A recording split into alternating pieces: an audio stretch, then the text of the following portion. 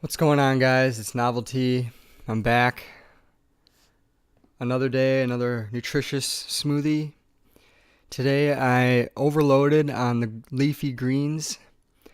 Today we have kale, we have dandelion greens, beet greens, we have cucumber, ginger. Threw some hemp seeds in there.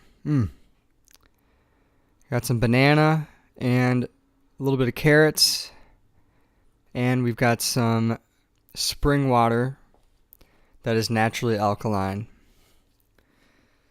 I found this amazing new local organic market near me. It was a little bit on the expensive side, but totally worth it. Last night I was looking into the research of Dr. Sebi. Rest in peace. He said that we need to have an alkaline and mucus-free diet. Now, what does mucus-free mean? From what I understand, when we eat meats, dairy, and starchy foods, processed foods, our intestine can't really process it very well, and it leaves behind this mucus. And that's what can cause a lot of disease. Our bodies are not meant to process animal products. Meat just gets, it basically ferments in our intestines. And that's why I know it's hard. This Western society revolves around meat. If you don't eat meat, where are you going to get your protein from? There's a lot of different ways to get protein than just from animal meat, as I mentioned in my last video. But right now I'm going to just give you an example. Hemp seeds. Fucking amazing and delicious. Dr. Sebi wanted to get back into what was natural. He had a lot of foods that were natural and unnatural, which really surprised me that he did not condone the eating of broccoli or cauliflower. That to me was really surprising. I was like, really? Like, I'm eating vegetables. That's not enough? Like, there's only certain vegetables that are approved on his list.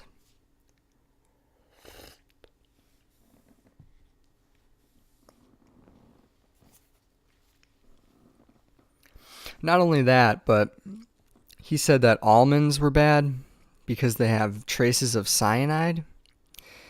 He said the only nuts that we should be eating are pine nuts and walnuts and sesame seeds, which is not really a nut. But then he said that, carrots and beets are a man-made vegetable. Same with broccoli and cauliflower. He said cauliflower will rob you of your minerals, and broccoli has no nutritional value, which is really interesting. So I'm trying to experiment with his diet and his approved foods. I'll list a couple off here.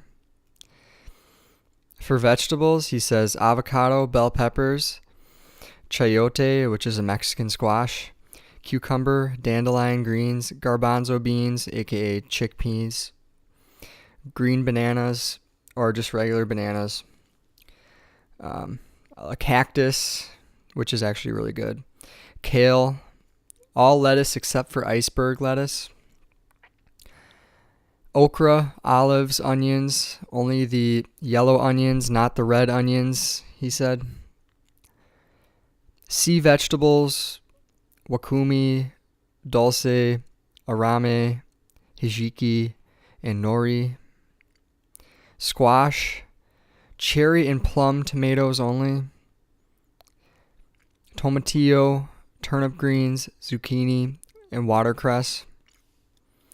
And pretty much all fruits are good except for canned or seedless fruits, because seedless fruits are modified or hybrids, genetically modified. He doesn't have strawberries on the list. He doesn't have lemon either. He has lime. But I'll put the link and you guys can look at this yourself. I don't want to list all this shit off, but it actually, wow, like it really narrows down the options you have to eat. I think this is like expert mode when it comes to veganism. If you're just starting out, you don't really have to follow this to a T, but it just kind of sheds some light onto, what is the healthiest foods one can possibly eat. And I think this list, if you lived by this list, you would feel great and you would live a really long life. Now, the other thing that surprised me, he said soy and tofu were not good. He said you wouldn't eat plastic, so why would you eat soy? Now, this makes it hard for some people because this is what they use to get their protein. And myself, I was torn about this because I was thinking about going to the grocery store and getting some tofu and experimenting with, trying out tofu in replacement of meat. But he said the best replacement for meat, if you really are craving meat, is to have portobello mushrooms, which are very delicious. So yeah, that's what I'm trying to live by right now. I cut out coffee.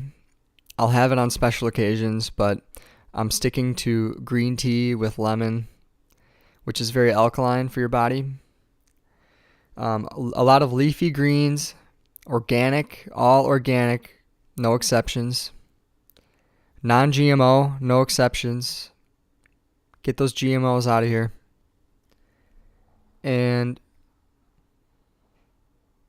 you just want to make sure that you're eating things that don't lead to a lot of mucus buildup. And you want to make sure your body is alkaline. So yeah, try it out. Try it out for a week. That's what I'm going to do. I'm going to try it out for a week and do my best to stick to this list of foods, and I'm going to see how I feel. So I'll definitely document the last day or when I'm done and let you guys know if I'm going to continue doing it, or if I'm just getting a really big hankering for broccoli. I might just have to break down some broccoli and eat some broccoli and really indulge, So, yeah, I think that's about it. Leave a comment, like, subscribe. It's Novelty. Good luck to all. Good health, peace, and love. Talk to you next time.